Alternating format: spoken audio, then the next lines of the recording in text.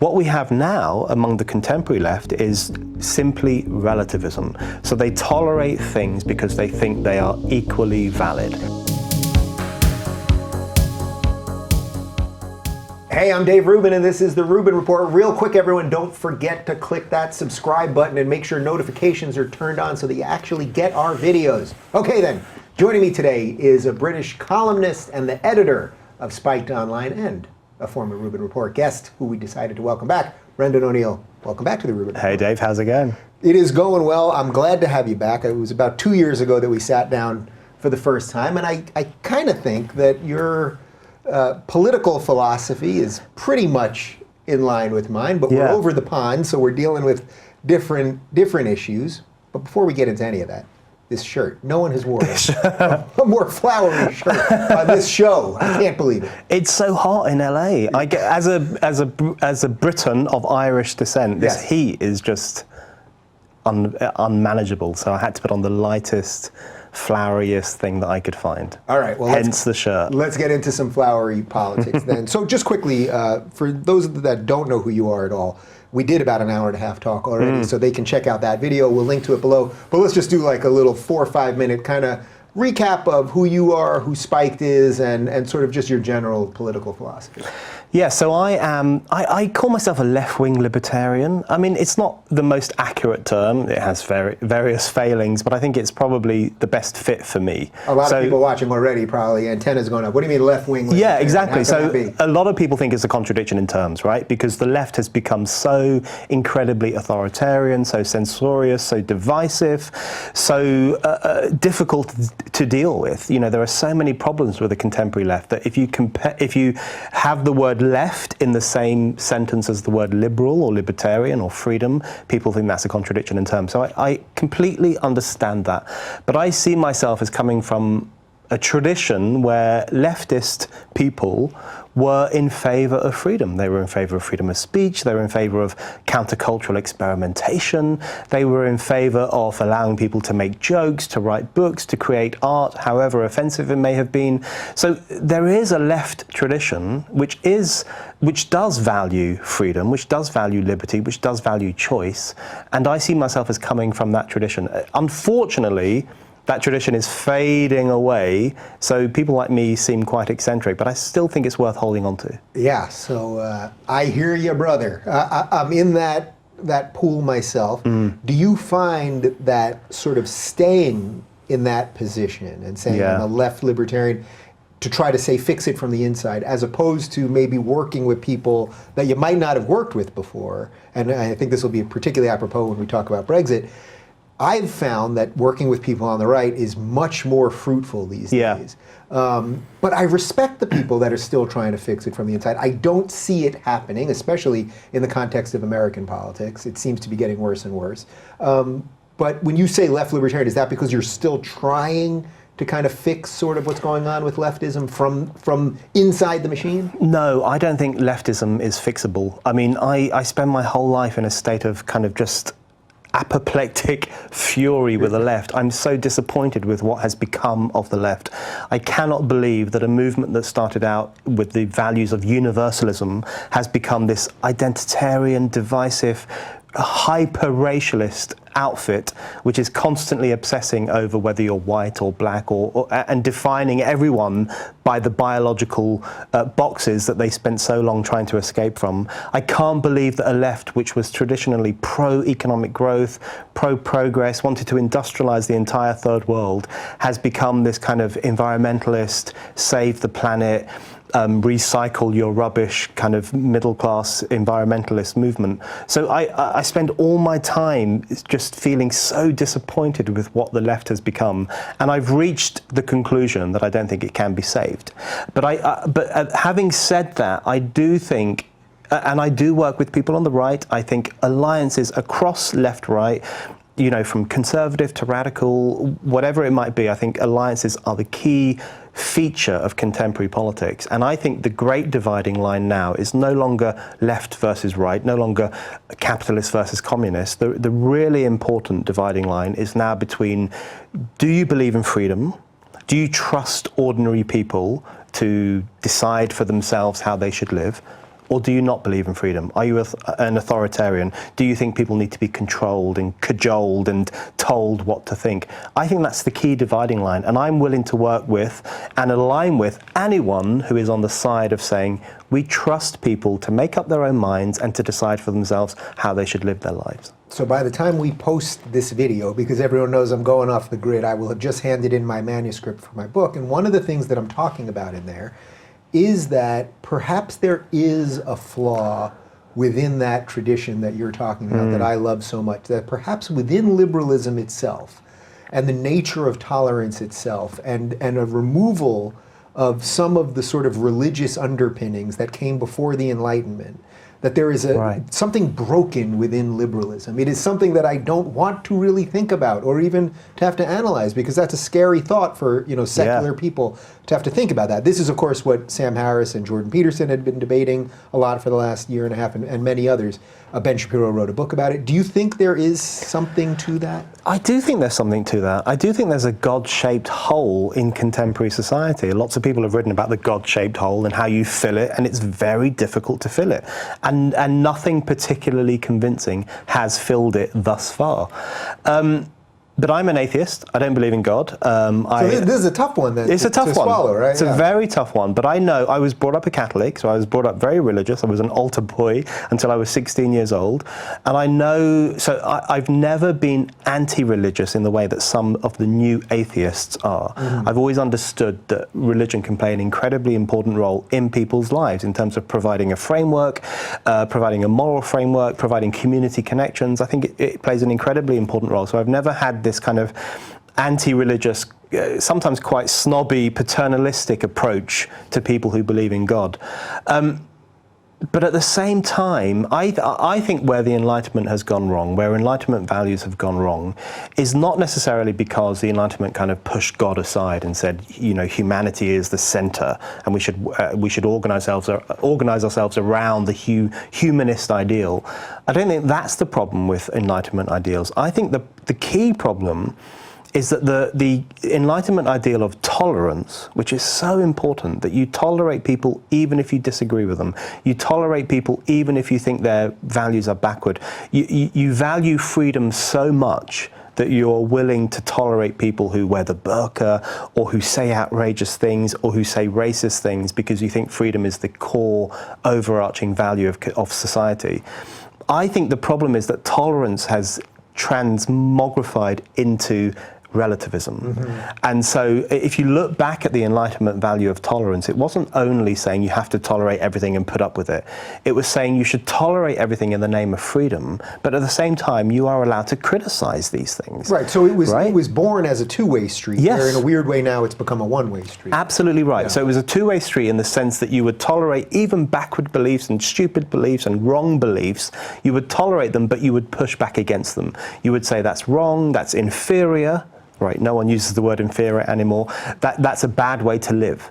What we have now among the contemporary left is simply relativism. So they tolerate things because they think they are equally valid. So is that, though, because of the God-shaped hole? Do you make that direct connection? Because this is, again, I come from a secular place on this, and yet I find there's almost no way. I know many atheists that are the most moral, good, decent, generous people at that micro level, at the individual level or small group level, let's say. But I'm finding, especially in a time going against this radical leftist authoritarian monster, that's why liberalism is sputtering right now, because it has that tolerance piece that's now being used against it. Yes, I think that's a key problem of our times. I would argue, and I say this as a secularist and an atheist, I would argue that you don't need God in order to be moral. Absolutely. But you need something. And that's the key issue. And what I think has happened in recent decades is that the shift from a God-arranged society to something else has given rise to this sense of relativism, this sense that everything is equally valid. So in the UK, for example, Boris Johnson, who's currently running to be leader of the Tory party and the next Prime Minister, he got into a huge amount of trouble for criticising the burqa. He said that women who wear the burqa look like bank robbers, they look like letterboxes, they look crazy. I wish they wouldn't wear this garment. And it caused this huge, enormous fuss, and people said he should apologize and retract, and this furious woke lobby was saying he was Islamophobic and all these other things, accusations that they throw at you. What they overlooked is that in the same article where he made these ridiculing points, he also said, we have to defend the right of women to wear whatever they want to wear. So I actually thought that he actually summed up the traditional view of tolerance, which is that we tolerate people who wear the burqa, even if we think it's a stupid thing to wear, and I actually share his view on that. But we also push back against it. We criticize it. We say that it's not a nice way for women to live. And so I think that's what's being lost, the critical aspect of tolerance, where you don't only tolerate people's views and lifestyles, but you also criticize them. That aspect is being lost, and I think that explains a lot of why we're heading into this politically correct, woke culture in which you're not allowed to criticize anything. How much of that do you think then is directly related to the media? Because the way you just described his comments, so he says, you know, I don't want women to have to wear the burqa, but they should be able to choose. That's a big but right there. Yeah, absolutely. This is the type of thing we see with Trump or almost anyone on the right all the time these days. There's a headline that sounds awful and racist and whatever, and then you have to dig into, you know, page 8, chapter, you know, paragraph 39, where then you see the qualifying statement, and it's like, oh, well, actually, what they said kind of wasn't that bad. I think that's absolutely right. I think the media has an awful lot to answer for, and so does social media, because what you have is a situation today where anyone who makes a statement, even if it's a reasonable statement, social media and the media will latch onto it and say you're racist, you're Islamophobic, you're a misogynist. Even if you are not criticizing womankind, not criticizing all Muslims, not criticizing all black people, but you simply might be a Muslim woman. Right, exactly. You yeah. could be a Muslim woman who thinks that it's wrong to ask Muslim women to wear the hijab, and you will be branded Islamophobic for raising those points. This happened in the UK very recently. The Muslim Council of Britain issued a report on supposed Islamophobia in the media, and one of its examples was an Iranian woman who refused to wear the hijab, which is required in Iran, by the way. She refused to wear the hijab, and she went on to the BBC and gave an interview on why she refused to wear the hijab. She said it's an oppressive garment, she doesn't like wearing it. The Muslim Council of Britain in the UK held this interview up as an example of Islamophobia because they said it wasn't given the other side. And you think to yourself, what is the other side? The other side is presumably the theocratic Iranian Revolutionary Guard point of view, which is that all women must wear this garment or else they'll be punished. So you're absolutely right. Even Muslim women who raise questions about the way Muslim women live can be denounced as Islamophobic, can be denounced as misogynistic. And what we're entering into is a society in which anyone who raises any questions about cultural values or social tensions or religious tensions or anything else can be so swiftly demonized as racist and phobic and evil and beyond the pale, and even as a fascist. And what that does, it contributes to a sense where you just think there are certain things you cannot say, certain criticisms you cannot raise, and it's very cynically designed, I think, to stifle debate about the problems in society. Right, and then it fascinatingly creates the sort of widest tent in politics, which is worldwide right now, which is the deplorables, which you're talking a lot about. I mean, the example I would give is from London. I was there about 6 months ago when I was on tour with Jordan Peterson, and I went to Harrods, which is the famous department store, and something like 70% of the women were wearing burqas. Now, I'm not, look, they can wear whatever they want. I mean, I take the liberal position on this, of course. I would want them all to live as freely as they possibly can and all that. But what I would say is it struck me as odd. I wasn't in Saudi Arabia, I wasn't in Iran, but not only that, and having nothing to do with racism or bigotry or any of those things, which is so stupid that I even have to elucidate that point to you.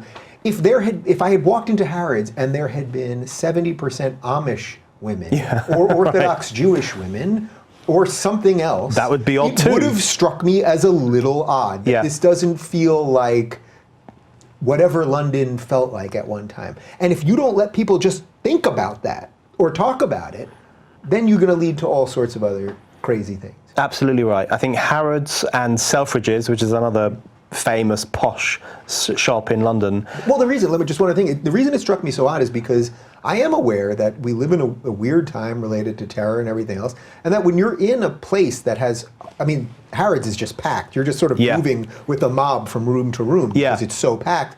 Well, if there were groups of men that you could only see their eyes, you would think it's alarming. I mean, that just is. It sounds whatever, but it just is. But I completely agree. I think the burqa is a ridiculous, offensive, horrible item of clothing.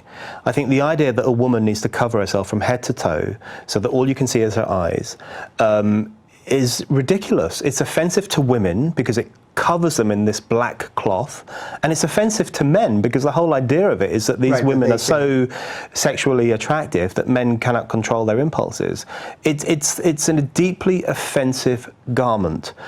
I also happen to defend women's right to wear it, even though I know that's very complicated because I know that lots of women don't exercise free choice when they wear this garment. But my great concern is that if you were to say in the UK or France or Belgium, if you were to say you are banned from wearing this garment in public, my great concern is that most of those women would not go out in public. So I think it would actually limit their freedom in a way that would be incredibly destructive.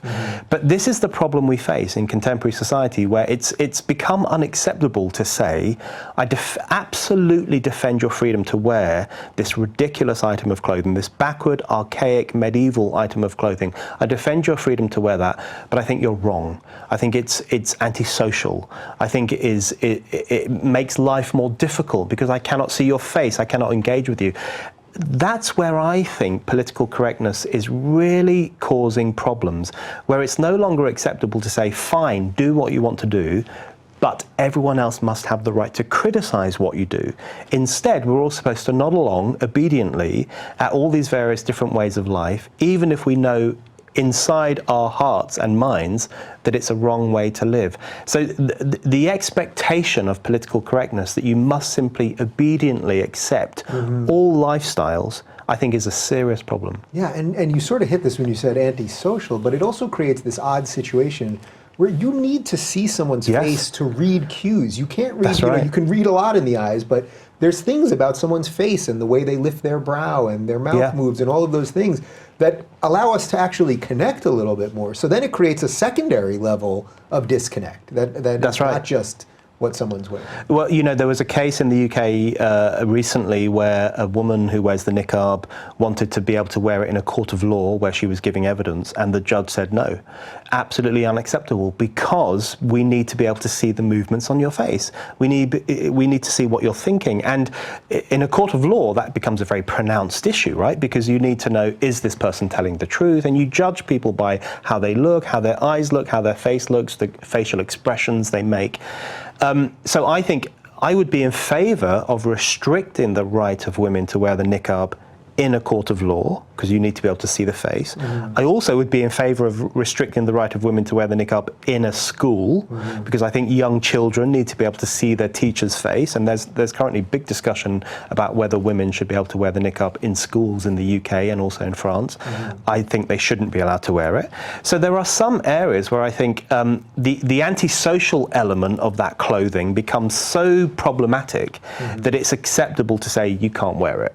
But in the public sphere, in everyday, walking down the street, going into a shop, I would defend freedom, the freedom of women to wear this religious garment. And additional to that, I would defend the right of everyone else to criticize the fact that these women wear this garment without being branded Islamophobic, because that phobic accusation is used so often these days to brand anyone who simply raises questions about Islam or transgenderism or any aspect of contemporary woke politics. Anyone who raises any criticism of that can so swiftly and easily be denounced as phobic that it just becomes incredibly difficult to have an honest discussion about the society we live in. Okay, so I think that's a perfect segue then when it comes to having an honest discussion about what's happening in contemporary society. You've been one of the most outspoken Brexit supporters and sort of one of the people that I think is kind of giving it its intellectual backing. So we touched on this a little bit 2 years ago, roughly, so it's hard to believe this is still being discussed. But for the layman who knows nothing about Brexit, what was Brexit about? Let's just do that in 2 or 3 minutes, and then we'll get caught up to where we're at now. Yes, so in my view, Brexit is the most important political issue in the Western world.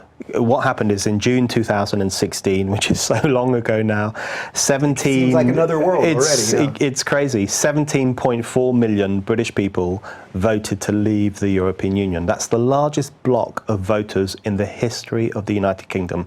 That many people have never voted for anything. So they voted to... it includes me, 17.4 million people voted to leave the European Union because the European Union is an anti-democratic, technocratic, bureaucratic, illiberal, PC institution which just drains the life out of democracy and freedom of speech and all these other key issues. So we were right, I believe, to oppose the European Union. So we voted against it. The idea was that we would have this referendum and whatever we decided would be acted upon. We were told that again and again and again by David Cameron, who was then the Prime Minister. 3+ years later, we're still in the European Union. We haven't left, and it looks increasingly like we won't leave. So there is now talk of having a second referendum. There is now talk of simply overriding the vote. There is now talk of Parliament using its power to deprive the public of the thing that they voted for and simply preventing it from happening. I think if that happens, it will be a really key event in the history of Britain, because what it will say is that we are no longer really a democratic nation. We are no longer really a democracy. We're no longer a nation that takes seriously what ordinary people think. So I think a lot of people across the Western world really should be keeping a close eye on Brexit, because if Brexit doesn't happen, then the whole nature of democracy, the whole democratic era, which has only existed for a few hundred years, will be called into question. Because basically at that point, plenty of other Western leaders who might have some authoritarian tendencies might go, well, actually, it doesn't really matter if I win or lose an election, because look what happened over there. We'll delay and delay and delay long enough until the people either start flipping, or we can make up enough lies or demonize enough people, and then... That's right. Congrats to me, I'm still in power. That's right. And, you know, a lot of people used to look to the United Kingdom for a democratic example. And I was thinking about this recently. It was recently the 30th anniversary of the Tiananmen Square massacre, when you had hundreds of thousands of Chinese citizens on the streets of Beijing and across China, in fact, demanding democratic rights, demanding the right to freedom, demanding the right to choose their government, a very basic right that people like you and I take for granted, which people in China don't have. And when that massacre happened 30 years ago in 1989, British Democrats, British liberals, British humanists were talking about it all the time. They were fully in favour of these people who were struggling for the right to democracy, for the right to a democratic say in their lives and in their communities. On the 30th anniversary, however, there was a real sense of silence. A lot of British liberals who would normally have made a big fuss about the Tiananmen Square massacre and the authoritarianism of the Chinese regime didn't say anything. And I was thinking about this and I thought, okay, this makes sense. It's because you are now on the same side as the Chinese regime. Now, that's not to say you're going to drive tanks into Trafalgar Square like the Chinese regime did into Tiananmen Square and massacre people or kill people. But you're on the same side in the sense that you think democracy is overrated. You think people shouldn't have a free, fair say in how their community or their society is organized. And I thought that silence, so I think your point is absolutely right. There are so many people around the world who looked to the UK and to other Western nations, America too, for an example of people having a real say in how their lives are organized, who now will no longer do that. And you have foreign regimes around the world who will look at the UK and they'll see that there are members of parliament and government officials who are hell-bent on overriding the largest democratic vote in the history of our country. And those regimes will say, let's do the same thing. So let's just break down a little of the chronology of this whole thing. So the vote is about 2 years ago. You said June of 2016, right? 2016, yeah. And then how soon were things supposed to be in motion at that point? Straight away. It was supposed to happen very, very quickly. And David Cameron, who was the Prime Minister, and George Osborne, who was the Chancellor of the Exchequer, he was in charge of the economy. These two figures, who were the leading figures in the United Kingdom, argued that it would happen straight away. Mm-hmm. We will listen to you, we will act upon what you say, we will do it right off the bat. So everyone was expecting that it would happen in a matter of weeks or months. And people went to the ballot box with that view in mind. They thought, right, this is the first election in which I'm not simply being asked to choose between a party who will run the country. Mm-hmm. We're all asked that in every single election we take part in. This was a different election. This was an election in which we were being asked to decide the political makeup of the nation, the constitutional nature of the nation. Should we be entangled with the European Union, or should we be completely independent of it? So a lot of voters I spoke to said that this is the first time they felt that their vote had real consequence and would change the country entirely. So people relished the opportunity. Voter turnout went up enormously. It was 72%. Normally it's around 60%. So there was a huge rise in voter turnout, especially in working class areas and poor areas where people don't normally vote. And people came out in their millions and said, let's leave the European Union. And they expected it would happen very quickly. More than 3 years later, it still hasn't happened. So what happened that caused the pause, the delay, and now the possible reversal of this entire thing? Well, the key issue is that the political class doesn't want to leave the European Union. I mean, this is the great tension in the United Kingdom at the moment, and I think it's actually reflected in American politics to a certain extent too, and across Europe in fact as well. In the UK, a majority of voters want to leave the European Union, but a majority of the political class doesn't. And that's the key tension. So, for example, 52% of people voted to leave the European Union. That's a majority, 17.5 million. But in the political class, 70% of members of parliament voted to stay in the European Union. With the Labour Party, which is our version of the Democrat Party, it was 95%. 95% of Labour MPs voted to stay in the European Union. I mean, that is how utterly disconnected the supposedly left-wing party is from public sentiment. I mean, it is simply extraordinary that 95% of Labour MPs, as against just 48% of the public, voted to stay in the European Union. So we have this difficult, historically unprecedented situation where the people want one thing and the political class want another. And the great unfortunate thing is that the political class is getting its way. So, okay, so I think the average person listening to this, at least from an American lens, would go, well, wait a minute. We have elections, and no matter what the result is, incumbents get booted and they got to go. We bring in this guy, this whole thing happens. They keep telling us that Trump's never going to leave office, but in many ways, it's the Democrats that wouldn't accept this election, okay, all that. So what actually is happening? I mean, are they literally just that percentage, that 70%, they're just saying we're just not going to put the processes in motion that would allow for, so they're not denying that they're denying the will of the people. I guess that's what I'm asking, right? Or are they? Or they're saying you were tricked, right? Doesn't that? Yes. It's a lot that you were tricked into voting for this, and we're doing what's better for you. That's the key thing. So they would never openly say we hate the will of the people. We think you're all idiots, so we're just going to ignore you. Right. You got to have a little better PR. Right. That. So they put a bit of spin on it. They put a kind of PC gloss on the fact that they are actually undermining the democratic process. So what they say is we were tricked, we were lied to, we're all a bunch of idiots. We're racist, we're xenophobic. The phrase they use is low information. You are which is a fancy phrase for, stupid. Yeah. But that's what they say. You're low information. You didn't have all the information. You didn't understand the consequences of leaving the European Union. You're not educated enough. You're not switched on enough.